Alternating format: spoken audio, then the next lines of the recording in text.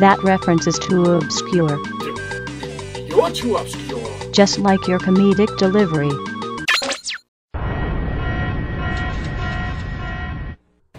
I will assume that you are already this deep into the list without having skipped any entries just so you could hear the sound of my lovely voice as soon as possible, and see that just like you might have guessed, the trope of a sky level is relatively rare and only used in very specific games. So how about a game that fixes that? How about a game that is entirely made out of sky levels? Then look no further, because Bioshock Infinite is here to fill that tiny little gap in your collection. Bioshock Infinite is a game that is mostly composed out of sky levels, even if some of them had less emphasis on the sky aspect of it due to them taking place indoors or very tight locations without any sense of altitude.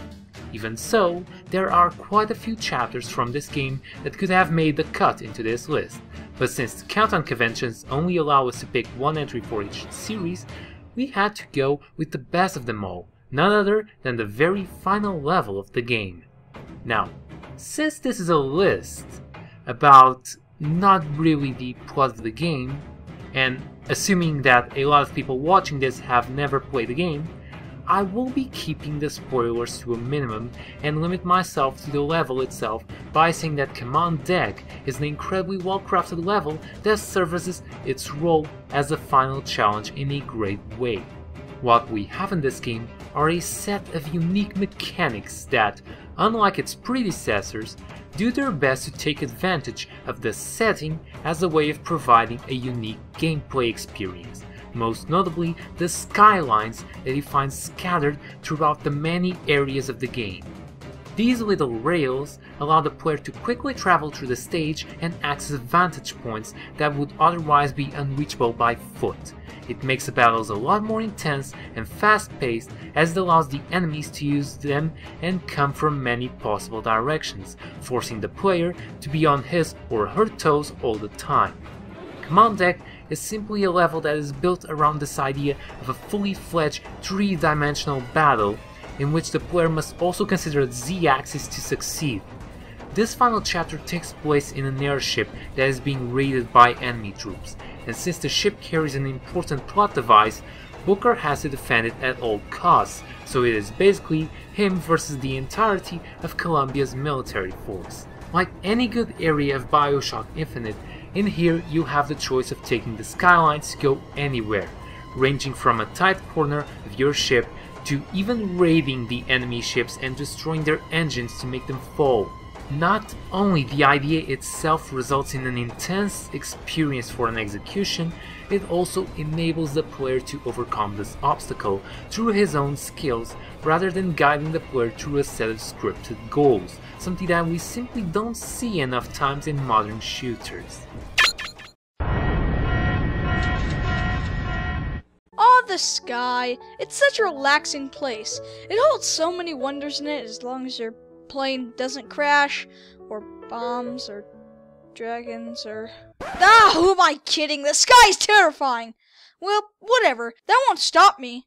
I'm here to talk about Zelda. Now I know what you're thinking. I'm gonna talk about Skyward Sword, right? I mean, it's in the fucking name. Well, you'd be absolutely, completely, 100% wrong. Yeah, while I do love Skyward Sword's massive overworld filled with awesome things, I just can't get enough of the quaint little city in the sky. Throughout every dungeon in Twilight Princess, you can find an odd little creature who will warp you in and out of the dungeon. Well, it turns out that there's a whole goddamn race of them. Now, to be honest, these things freak me out, and their faces kind of look like what I'd imagine demons spawn to look like. However, this dungeon is phenomenal. The city in the sky holds many twisted features and segments that are really enjoyable. For starters, this is the dungeon fate in the Zelda series where you get the double claw shot. Unlike the spinner you get earlier in the game, the double claw shot is used to great effect throughout the entire thing. The puzzles in this dungeon are also superb, having many different elements. There is one thing that disturbs me about this place, however. If you fall through the floor, Link falls all the way to his death. What's so disturbing about this? Well, imagine yourself in this situation. It's a chilling thought. It's actually very reminiscent of the lava death in the second dungeon. This game skeeves me out. Ugh!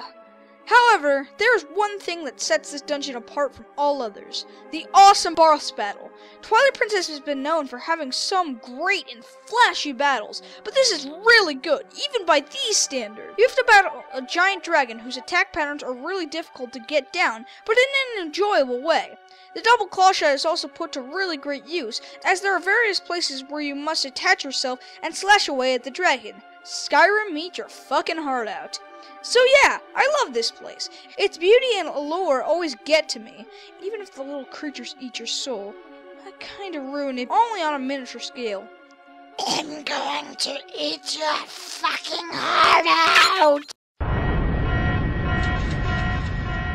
Let's do a bit of creative thinking here. What happens if you take Storm Eagle, an already awesome boss for Mega Man X, and somehow manage to make him even more awesome? The result is Storm Owl from X4 and his amazing level. If he left with a space fortress to conquer the air doesn't get you pumped, you should probably get yourself checked. Unlike a lot of Sky levels, this one takes place at night. Right off the bat, this midnight sky combined with the brightly lit cityscape gives this stage some really impressive visuals, and the awesome music helps that vibe along even further. The stage is great fun from start to finish. You start out by taking a ridiculously overpowered ride armor for a spin, taking down smaller battleships along the way and dodging what may as well be UFO death beams. Before long, you're inside of the main airship. More lasers happen, as well as an admittedly boring mini-boss, but then it's boss time. Storm Owl provides what proves to be a fun and reasonably challenging boss fight. The guy has a variety of attacks at his disposal and rarely ever leaves himself open, which makes him one of X4's tougher bosses. When you do beat him, the spoils of war is the Double Cyclone, a decently useful weapon that covers a lot of horizontal range and utterly destroys Magma Dragoon. Oh, and Zero gets Tenkuha or something. I have to say though, one of my favorite things about Storm Owl is that even though he's one of the few Mavericks that has a buster, he never uses it. Where do his attacks come from then? His other hand. What a beast, just imagine what would happen if he actually used the buster. If there's a video game series that can master all different types of levels, it's either the Crash Bandicoot series or the Spyro series. But when it comes to sky levels in the Crash series, they're not that great. So I'm gonna have to go with the Spyro series, and there are some really good sky levels in the series, so which one am I gonna talk about? Nope. Quad Spyros might be good, but there are better levels than this. Still not good enough.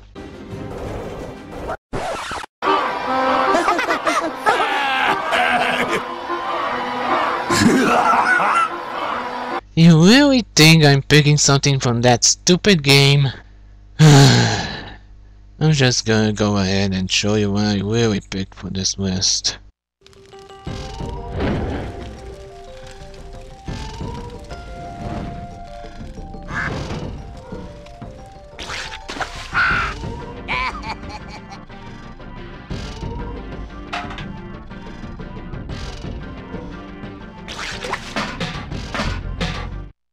Yep, it's Breeze Harbor from Spyro 2 Gateway to Glimmer. In case the intro cutscene shown just a few seconds ago didn't explain what's going on, then allow me to explain. There's a huge war going on between a group of birds, known as Breeze Builders, and a bunch of blob things called the Land Blubbers. Why are they on a war with each other?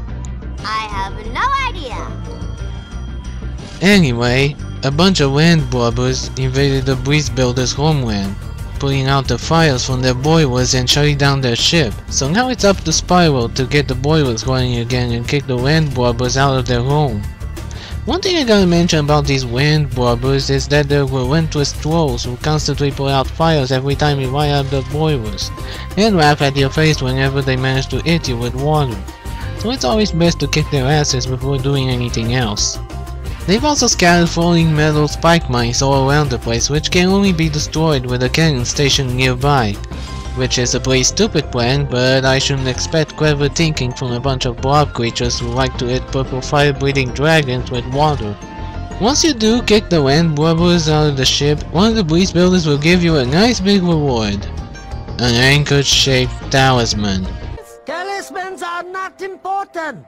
Actually, they kinda are important, since you need to collect them all to get to the next overworld. I told you, talismans are not important. Of course talismans are important. Talismans are not important. Talismans are very important. Not important. Yeah, I'm just gonna continue this segment while you guys are talking, okay? Moving on, there is one thing in Breeze Arbor that's pretty infamous around the Spyro fan community, and that's the trolley minigame. All you do is get on the trolley and collect 50 gears scattered around the track. Sounds simple? Yes, but it's easier said than done. Many fans have shown to despise this minigame mostly due to its large difficulty, as dodging the obstacles requires very quick thinking, which made them hear that sudden sentence every time they failed that minigame. Trouble with the trolley, eh? Trouble with the trolley, eh? Trouble with the trolley, eh? Trouble with the trolley, eh? Trouble with the trolley, eh? Quit it! Honestly, I actually love this minigame, mostly because of how fun and very challenging it is, although I died a lot playing it as a little kid. So overall, Breeze Arbor is one of my favorite levels in the Spyro series, having fun and challenging side missions like the previously mentioned trolley minigame, great and beautiful level design, and amazing music that can be best described as ear-erving for a Spyro fan.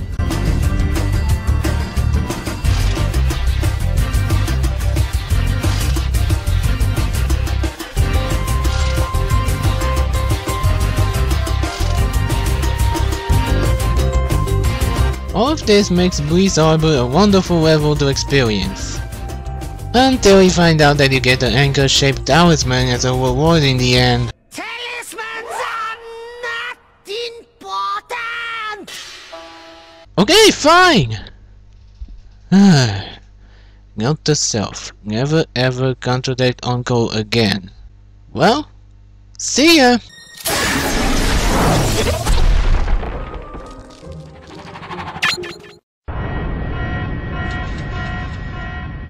It's been more than a while since we last talked about Mario Kart, and since Rainbow Road's space and plaid themes prevent it from appearing on this list, let's do a segment on GBA Sky Garden, in the same amount of time it takes to do 3 laps on GBA Sky Garden. Begin. Now begin. Although featuring sky level cliches such as the sky, clouds, the cobbled roads of GBA Sky Garden first appeared in 2003's Mario Kart Super Circuit by breaking the rules of science, where somehow fertile Jack and the Beanstalk inspired plants can grow and you can drive on water vapour, only in Sky Garden. Whether you dice with death on the speed jumps or the oh so satisfying if successful shortcut, the no barriers and narrow paths emphasise this course's sky high difficulty level. Yet despite the DS incarnation's staff ghosts exploiting fun and frame-bashing mayhem, GBA Sky Garden's lack of originality is its major drawback. While I do admire the fact that the crumbly, cotton candy-esque clouds brings out the giddiness of the inner child in me, but other than the fact that it's an aerial fairy tale racing track with a random Luigi blimp, there isn't really anything that out the blue from this course. No, not that blue! Taking place in the Lightning Cup, let's hope Unlucky Lightning doesn't strike twice, as it's a long way down. All the way to wherever this ends up appearing on the list. Now if you'll excuse me while the rest of this track plays, I've got some studying to do. Oxbow lakes are formed from meanders. Meanders get larger over time. They can eventually turn into an...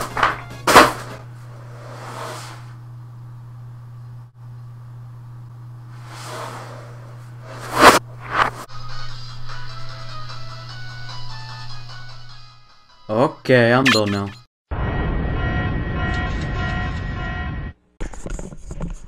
No! I forgot to sign up for Sky Levels. Damn it! Oh no, Mario and Pokemon has been taken already. I have no idea now. And let's see, Sonic, no. Metal Slug and Call of Duty don't have any Sky Level. What do I do? Ow!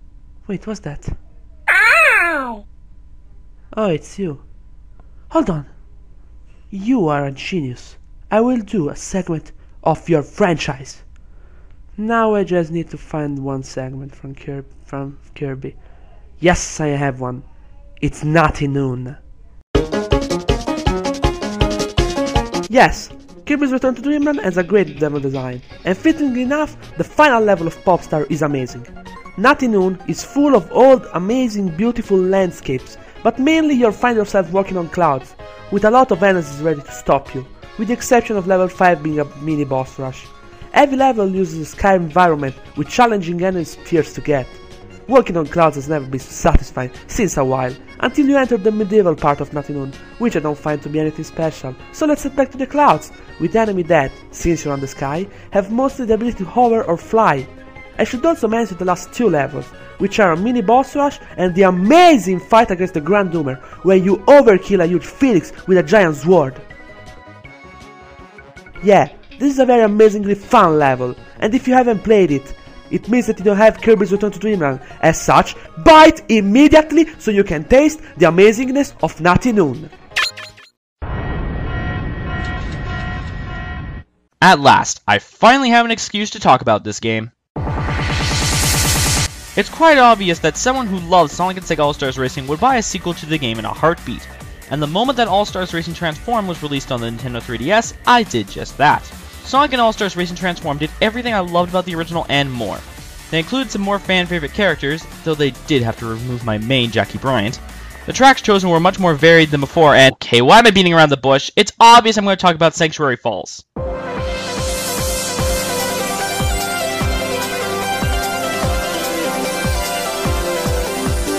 Adding the Death Egg as a non-DLC track in Transform was already great enough for Sonic 3 fans, but also including a track based on Sky Sanctuary? Sega, please, take my money! But now for the track itself. Sanctuary Falls consists of 2 flying zones and a driving zone, being one of the only 2 new tracks to not have a boat section, the other being Galactic Parade, and this is also the only track in the game where you start in plane mode.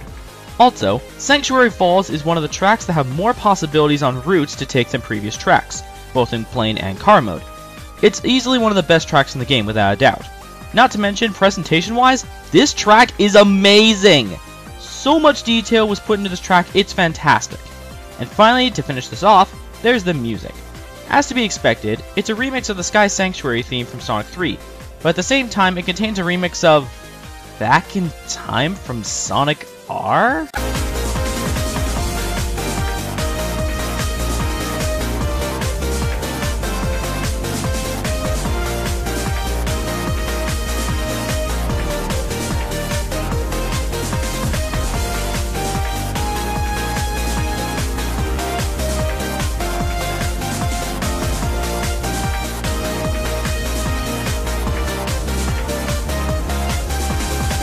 Well then. Super Smash Bros. I must say, when it comes to stages, Sakurai had some amazing choices picked for every game, including a few sky levels. Now you may be thinking, oh, you're just gonna pick Halberd or Sky World. But no, I've got something even better.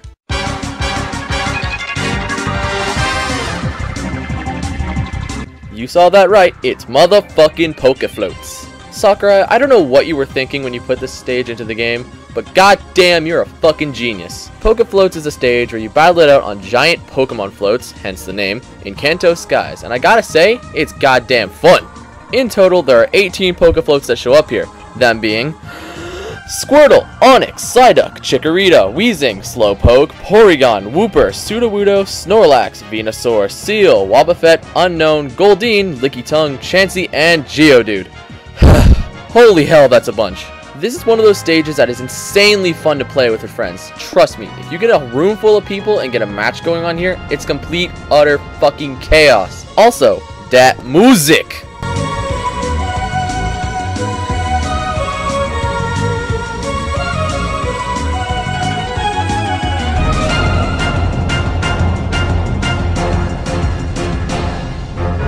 Now Sakurai, I only have one thing to say. Bring back Pokéfloats or we fucking riot!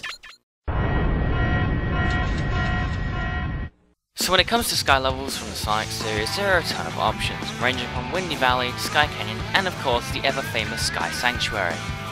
But if I'm honest, most of the sky levels are just good at best in my opinion, with one sole exception. Egg Fleet.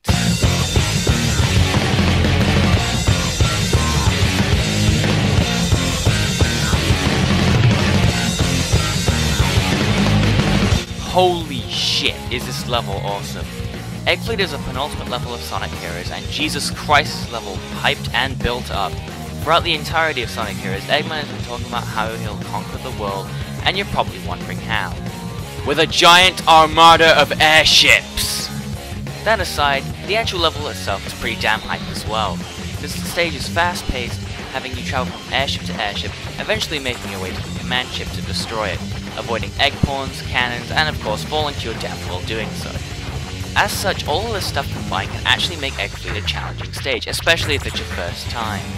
The missions the stage has to offer are pretty standard for the teams. Team Sonic and Team Dark have to destroy the command ships, Team Rose is a short trip to the Goal Ring, and Team Chaotix requires you to use SBO's stealth mechanic and not the X-spotted ones. This level really does test your skill at the game, making you utilize all three types of characters to their best, and also uses pretty much all the game's elements, which I love a lot, like poles, grinding, gliding, cannons, and the oh-so-used Rocket Excel, and of course, you can't forget the really weird helicopter thing, whatever the hell it's supposed to be. And I can't forget to mention the amazing pun for this stage. Good job, Knuckles. Sure are lots of battleships! Where'd they get so many? They've really went overboard! Also, I have to mention the music to add to how awesome Egg Fleet really is. It really does make you feel like you're on a really fast pace and hyped level.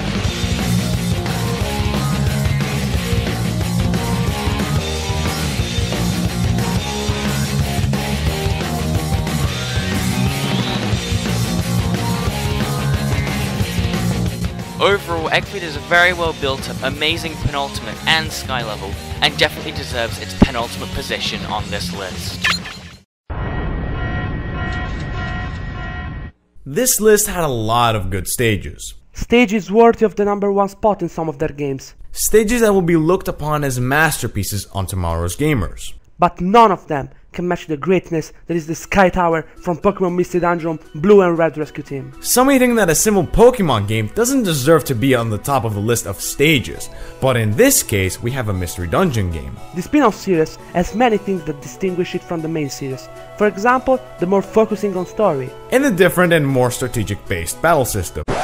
Okay, I think we are getting a bit off track. We should start explaining what the main focus of the game actually is, rather than blush over the games yet again. That was actually a really good call. Now, Sky Tower is as good as everyone who has played the game says, and it all lies not just in the design of the stage, but in the game itself. To start, why does the player have to go to Sky Tower? Very simple. Because a meteor is falling, and you have to ask the Guardian of the Sky Rayquaza for help, who has his lair in, you guessed it, Sky Tower. Yes, it may sound like a save the world scenario, well, it is, but the way that this plotline has is really strong, and to actually explain it, we need to go there. Yes, spoilers alert for the fuckheads that haven't played the game, okay?